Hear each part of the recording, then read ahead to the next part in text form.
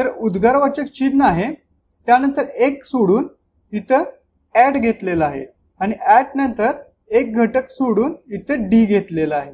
म्हणजे ह्या दोन्हीमध्ये एक एक घटकांचा फरक आहे. आणि डी नंतर जर आपण बघितलं तर स्टार हे लगेच शेवटचं जो आहे त्यानंतर जी सुरुवात झालेली आहे ती लगेचच्या घटकानंतर झालेले आहे.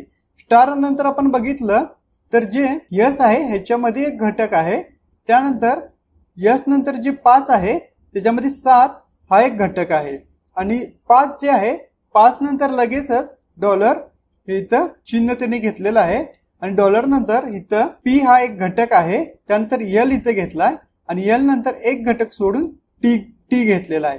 म्हणजेच टी नंतर पुढचा घटक येणार आहे तो येणार आहे 8 आणि 8 नंतर एक सोडून यू आपण घेणार आहे आणि यू नंतर एक सोडून 6 हे आपण इथं घेणार आहे.